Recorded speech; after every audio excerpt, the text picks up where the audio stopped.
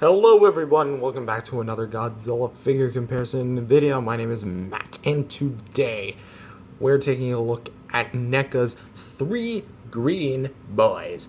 That being Reactor Glow Godzilla from Loot Crate exclusive, Godzilla 1956 poster version from Godzilla King of the Monsters, not 2019, 1956, and Godzilla vs. Biollante's Biollante Bile Attack repaint. And all three of these guys are very green Godzillas, as you can see. Godzilla's often, mistaken for green, even though he's always been kind of like a dark charcoal gray. But here we have three representations of NECA's Godzilla where it's actually green, like actually green. Now, I know some people are going to point out, hey, why isn't like 94 on this list? And 94 isn't on this list simply because even though he is green, his green is barely noticeable. You gotta actually put a light up to it. It took me a long time to actually find out that my Godzilla was actually green. So here we have all three green Godzillas battling it out in sculpt and paint, articulation, and accessories to see which one of these guys is the definitive green Godzilla.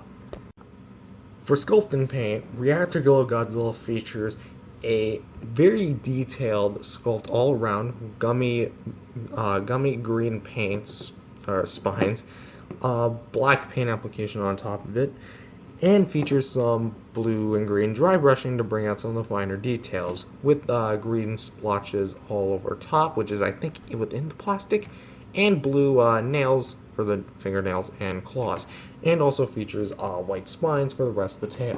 1956 comes in with a concoction of a bunch of different greens all together, mixed in with a black and blue wash on the blue black parts, solid gray toenails with some green coloring. I don't know why I'm struggling to say the name of the color.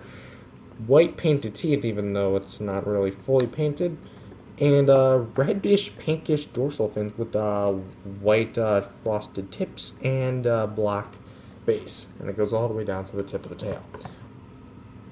Biollante Bile features many different types of greens, kind of the same thing as what he has, and it's also combined with a charcoal gray color scheme, which is on the original figure, and a seal spray gloss to bring out some of the glossier sides of him, and also has some nice gray tips going around the entire spine. So which one do I think looks the most visually appealing? I'm gonna have to say third, second, first. He has the most color variety, but I'd say he has the best execution, because he suffers from paint shippage, and the green is really all he has that's special, aside from being a regular Godzilla. So, yes, third, second, first. Posability, and we're going to start with the Reactor Glow here. Reactor Glow Godzilla features a ball joint at the head, hinge at the jaw, a ball joint here at the neck. There you go. Go out to the side with the arms inside, rotate forward and back. Kind of stiff, but honestly not too bad. A ball joint hinge combo at the bicep, so you can rotate, kind of go in and out a little bit, forward and back. Hinge at the elbow, ball jointed wrist, hinged fingers. Very good waist, so you can kind of slide in like that, and then you can kind of go twist all the way around with the body like that. It's very cool. You can go in and out, rotate with there goes the tail, in and out with the legs a little bit, popping my Godzilla back on. There you go. Hinged knees, ball jointed feet, ball joints here, here, here, and here. And from here to here is a bendy wire. Godzilla 1956, what do you got? Ball jointed head, ball jointed neck, hinge at the jaw, ball joints at the shoulders, so you can go up, in and out, forward and back. Bend at the elbow, ball jointed wrist, hinged fingers, ball jointed ab crunch, even though it's very tight. Jeez, my voice going from 0 to 100 there. You can also rotate and do whatever you want with that too, the waist. The legs can go in and out, forward and back. Very tight knee joints, but honestly, it was tight like that on the original, so why wouldn't it be tight here? Ball joints at the ankles, and 1, 2, 3, 4 segments, and then from here to here, bendy wire. Reactor glove. Ball joint here, hinge at the jaw, swivel hinge combos at the shoulders, hinge at the elbow. There it goes, a little tight. Hinge, swivel combo, or I think that's a ball joint at the wrist. Hinged fingers, ball joint at ab crunch. Very good range, I will say. Spread at the legs, closing back up, kind of going in a little bit. Am I even getting any of this on camera? There you go. Spread, hinge. It appears to be a ratchet, even though that could just be a very tight hinge. Ball jointed feet, and then we have 1, 2, 3, 4, 5, 6, 7, 8 segments, and then from here to here, here to here would be a bendy wire. In terms of posability, I would say each of them are equally matched when it comes to the main body, but then for the tail, 89 comes in and destroys every single one of them. So I'd say in terms of engineering, he has the best, while these two are tied for second place. Accessories time, and what do we get? Alright, so if we're going to start left to right.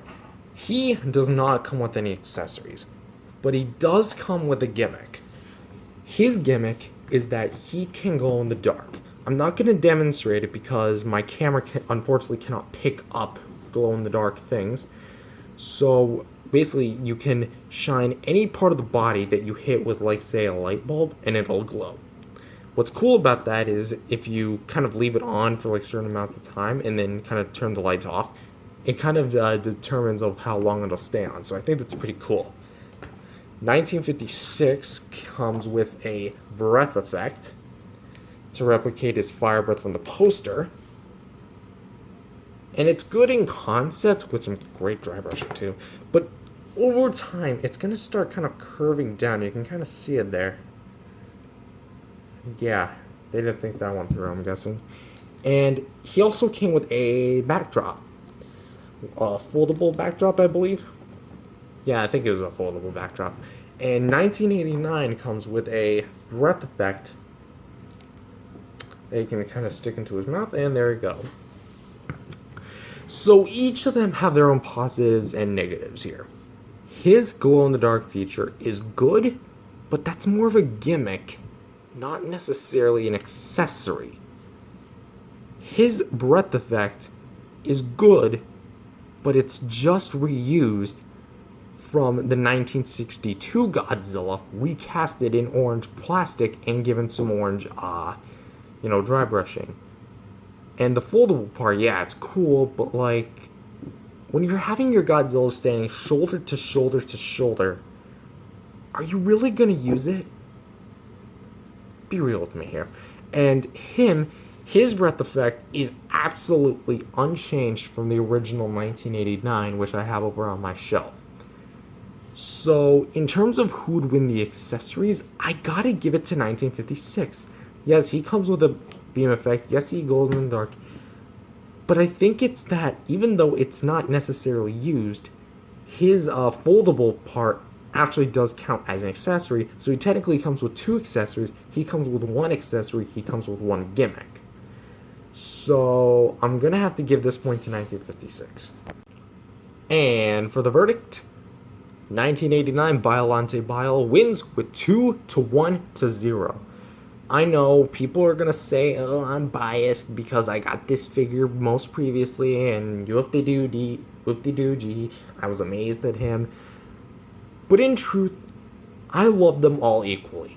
I love them more than each other for different reasons. I like him for his glow-in-the-dark feature, and he's the only Godzilla in my collection that I think glows in the dark.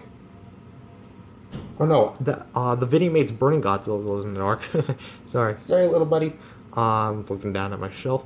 He is very stylistic all on his own, and he's the only 1956 Godzilla that I know of that actually replicates the poster.